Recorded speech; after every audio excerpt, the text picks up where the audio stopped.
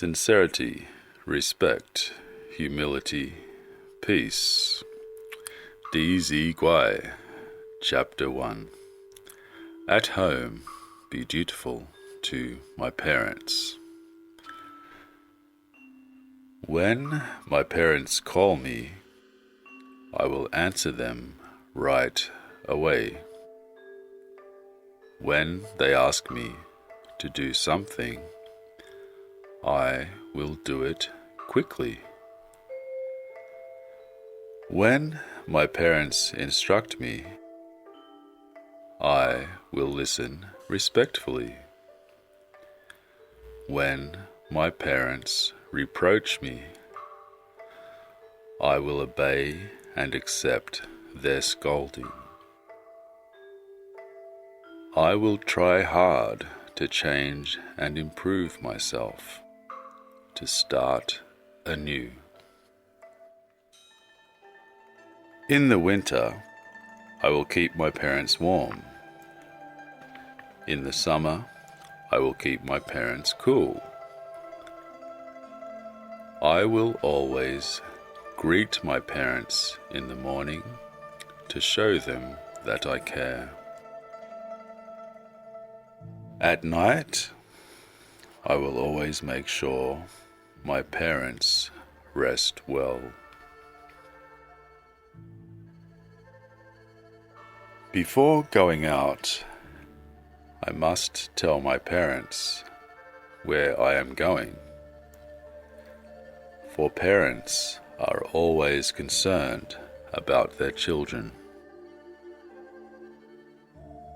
After returning home, I must go and see my parents to let them know I am back,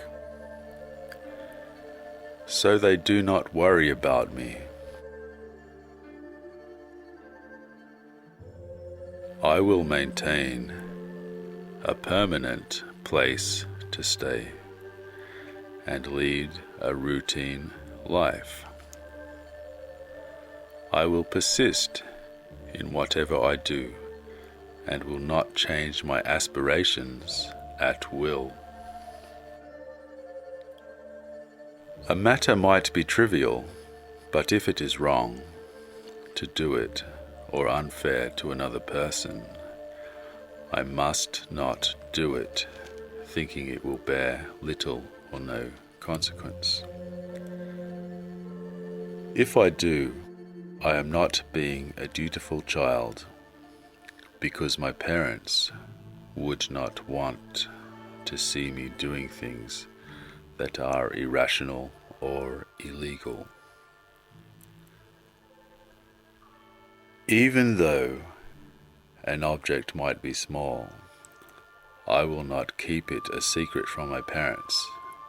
If I do, I will hurt my parents' feelings.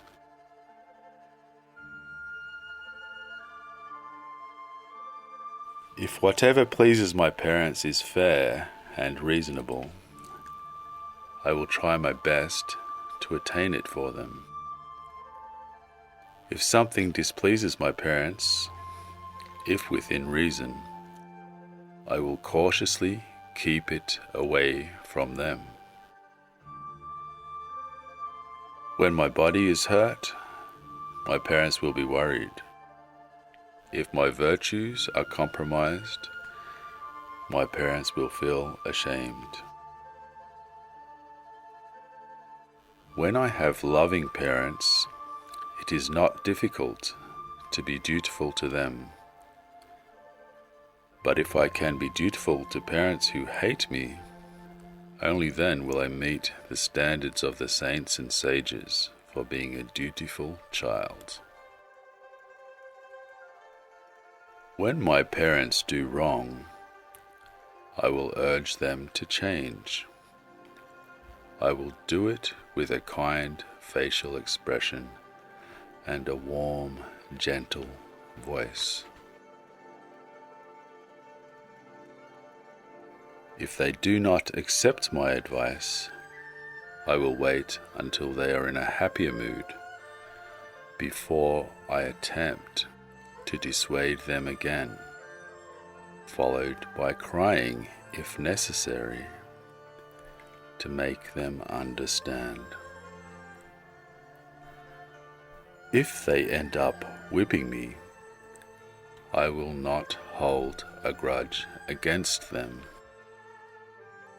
When my parents are ill, I will taste the medicine first before giving it to them.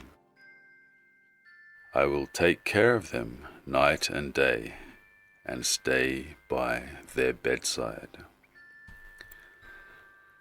During the first 3 years of mourning after my parents have passed away, I will remember them with gratitude and feel sad often for not being able to repay them for their kindness in raising me. During this period, I will arrange my home to reflect my grief and sorrow. I will also avoid festivities and indulgence in food and alcoholic drinks. I will observe proper etiquette in arranging my parents' funerals. I will hold the memorial ceremony and commemorate my parents' anniversaries with utmost sincerity. I will serve my departed parents as if they were still alive.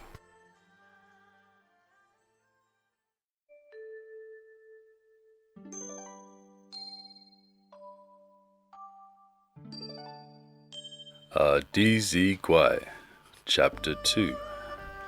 Standards for a younger brother when away from home.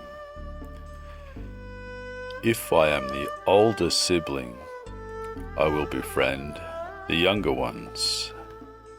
If I am the younger sibling, I will respect and love the older ones.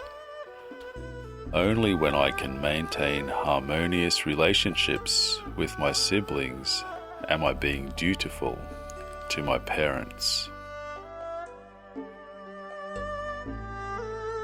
When I value my familial ties more than property and belongings, no resentment will come between me and my siblings. When I am careful with words and hold back hurtful comments, my feelings of anger naturally die out. Whether I am drinking, eating, walking, or sitting, I will let the elders go first. The younger ones should follow. When an elder is asking for someone, I will get that person for him right away. If I cannot find that person, I will immediately report back and put myself at the elder's service instead. When I address an elder, I should not call him by his given name. This is in accord with ancient Chinese etiquette. In front of an elder, I will never show off. If I meet an elder I know on the street, I will promptly clasp my hands and greet him with a bow. If he does not speak to me, I will step back and respectfully stand aside. Should I be riding a horse and spot an elder I know walking, I will dismount and pay respect to the elder. If I am riding in a carriage, I will stop, get out of the carriage, and ask if I can give the elder a ride. If I meet an elder passing by, I will stand aside and wait respectfully. I will not leave until the elder disappears from my sight. When an elder is standing, I will not sit. After an elder sits down, I sit only when I am told to do so. Before an elder, I will speak softly, but if my voice is too low and hard to hear, it is not appropriate. When meeting an elder, I will walk briskly towards him. When leaving, I will not exit in haste. When answering a question, I will look at the person who is asking me the question. I will serve my uncles as if I am serving my parents. I will treat my cousins as if they are my own siblings.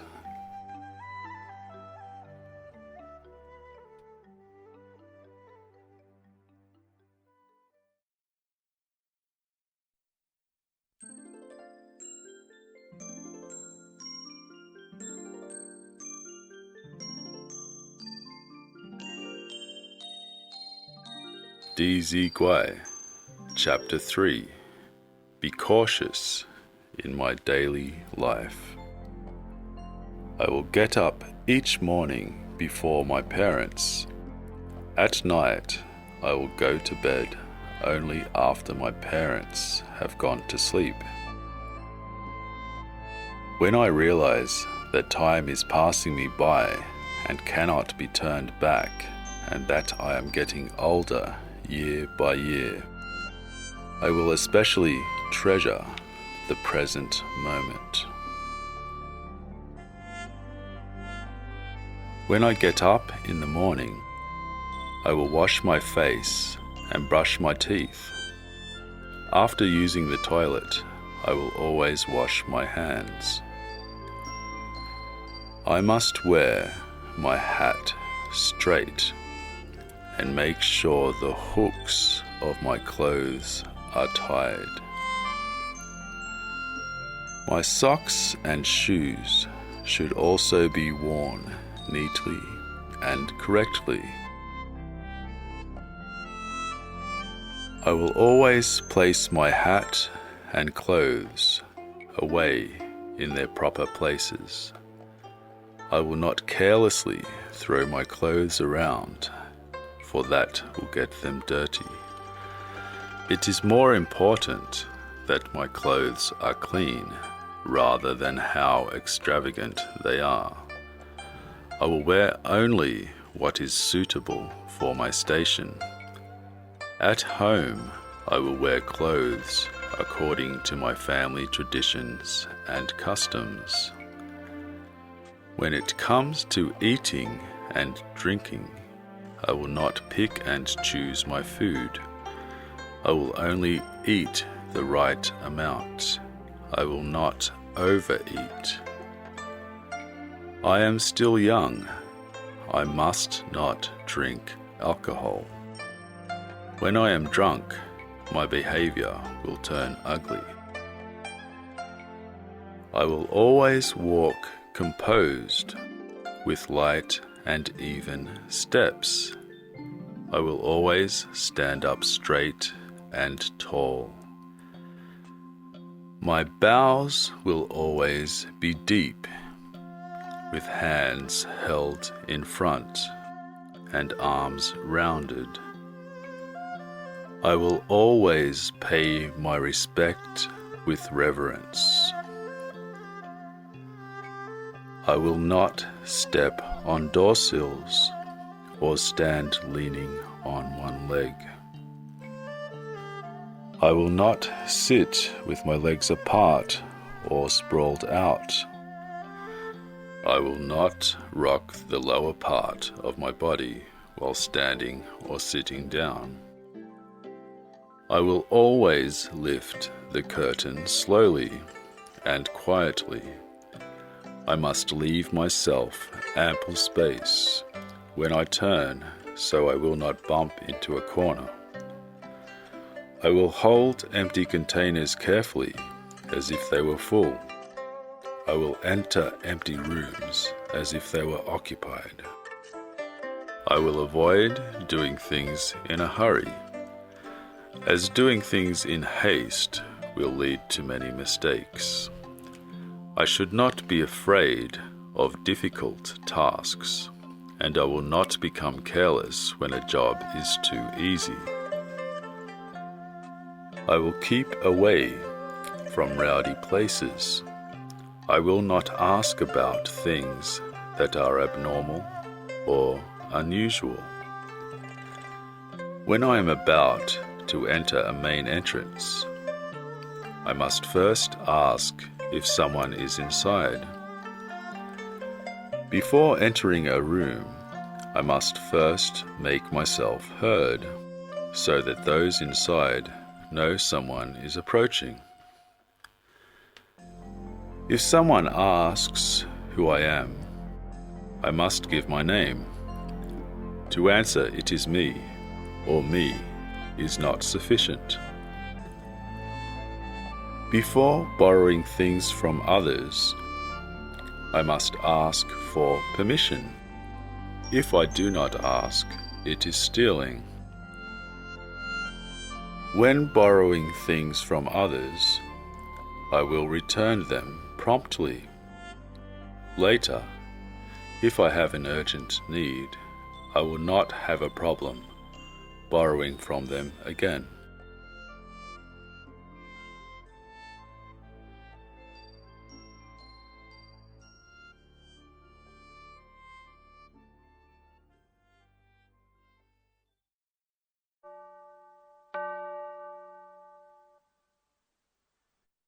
Zi Gui, Chapter 4.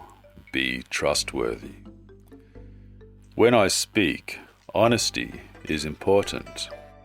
Deceitful words and lies must not be tolerated. Rather than talking too much, it is better to speak less. I will speak only the truth. I will not twist the facts. Cunning words, foul language, and Philistine habits must be avoided at all costs. What I have not seen with my own eyes, I will not readily tell to others. What I do not know for sure, I will not easily pass on to others. If I am asked to do something that is inappropriate or bad, I must not agree to it. If I do, I will be doubly wrong.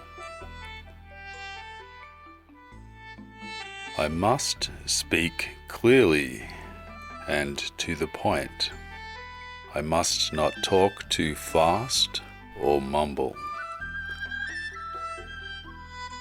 Some like to talk about the good points of others, while some like to talk about the faults of others. It is none of my business. I will not get involved. When I see others do good deeds, I must think about following their example.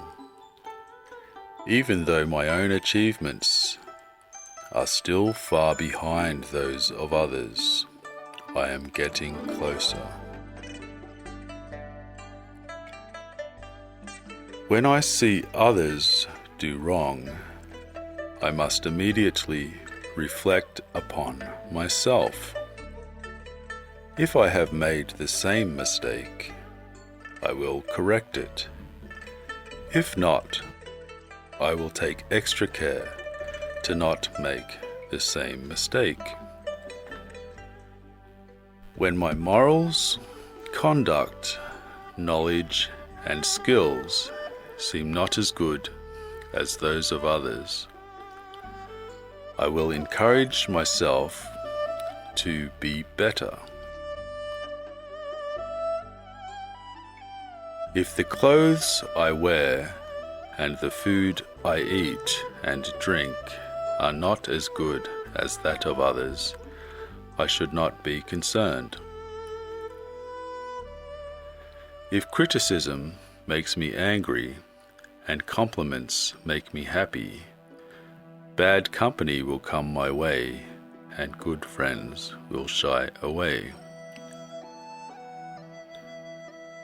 If I am uneasy about compliments and appreciative of criticism, then sincere, understanding, and virtuous people will gradually come close to me. If any mistake I make is inadvertent, it is merely a mistake. If it is done on purpose, however, it is an evil act. If I correct my mistake and do not repeat it, I no longer own the mistake. If I try to cover it up, I will be doubly wrong.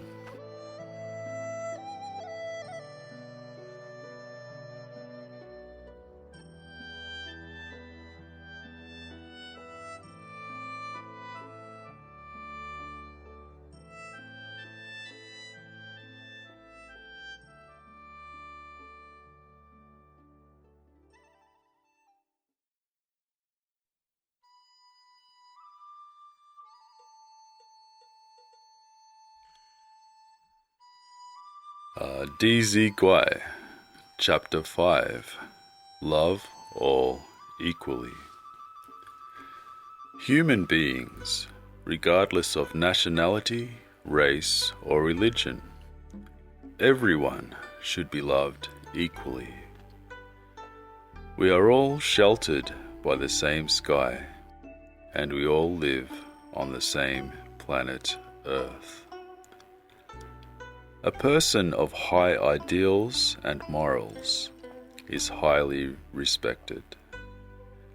What people value is not based on outside appearance. A person's outstanding abilities will naturally endow him with a good reputation. Admiration from others does not come from boasting or praising oneself. If I am a very capable person, I should use my capabilities for the benefit of others. Other people's competence should never be slandered. I will not flatter the rich or despise the poor. I will not ignore old friends, only taking delight in new ones. When a person is busy, I will not bother him with matters. When a person's mind is not at ease, I will not bother him with words. If a person has a shortcoming, I will not expose it. If a person has a secret, I will not tell others. Praising the goodness of others is a good deed in itself. When people are being praised and approved of, they will be encouraged to try even harder.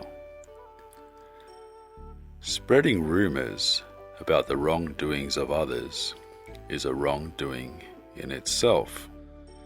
When the harm done has reached the extreme, misfortunes will surely follow. When I encourage another to do good, both of our virtues are built up. If I do not tell another of his faults, we are both wrong. Whether I take or give, I need to know the difference between the two. It is better to give more and take less. What I ask others to do, I must first ask myself if I would be willing to do. If it is not something I would be willing to do, I will not ask others to do it.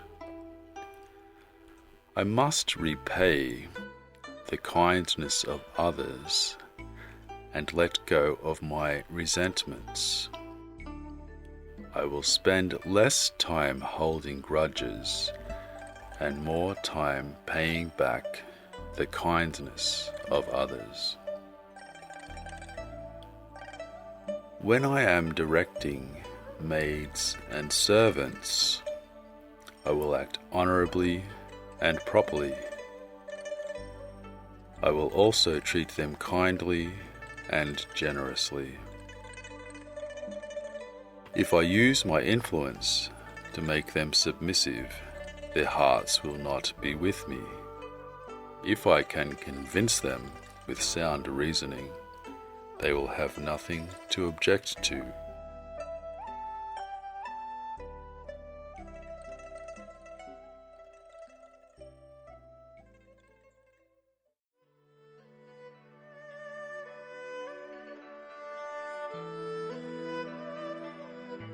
Zi Gui, Chapter 6. Be close to and learn from people of virtue and compassion. We are all human, but we are not the same.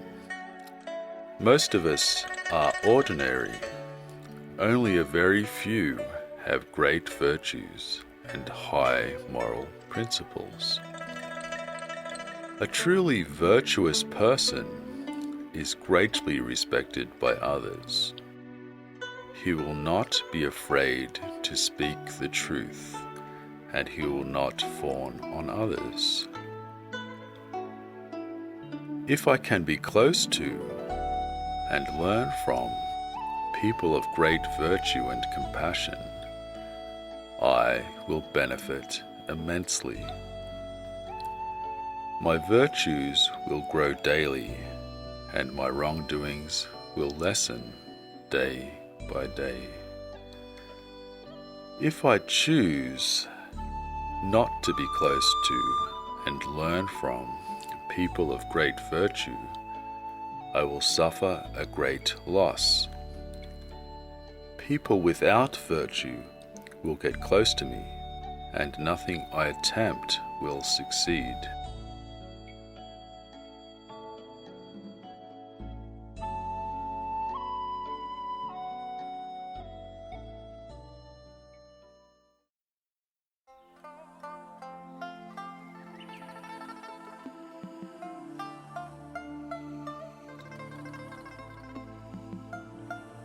Zi Gui, Chapter 7. After all of the above are accomplished, I should study further and learn literature and art to improve my cultural and spiritual life. If I do not actively practice what I have learned, but continue to study on the surface, even though my knowledge is increasing, it is only superficial. What kind of person will I be? If I do apply my knowledge diligently, but stop studying, I will only do things based on my own opinion, thinking it is correct. In fact, what I know is not the truth. There are methods to study correctly. They involve concentration in 3 areas: my mind, my eyes, and my mouth. To believe in what I read is equally important. When I begin to read a book, I will not think about another. If I have not completed the book, I will not start another. I will give myself lots of time to study, and I will study hard. If I devote enough time and effort, I will thoroughly understand. If I have a question, I will make a note of it. I will ask the person who has the knowledge for the right answer.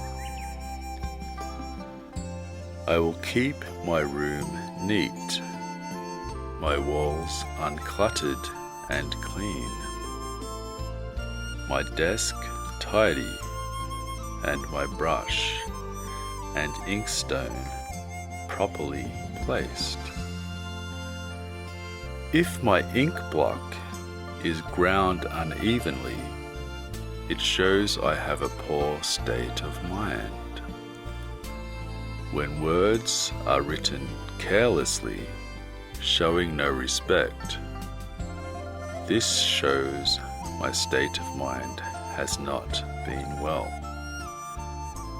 My books should be classified, placed on the bookshelves, and in their proper places. After I finish reading a book, I will put it back where it belongs. Even if I am in a hurry, I still must neatly roll up and bind the open bamboo scroll I have been reading. All missing or damaged pages ought to be immediately repaired. If it is not a book on the teachings of the saints and sages, it should be discarded and not even looked at. Such books can block my intelligence and wisdom and will undermine my aspirations and sense of direction. Neither be harsh on myself nor give up on myself. To be a person of high ideals, moral standards, and virtue is something we can all attain in time.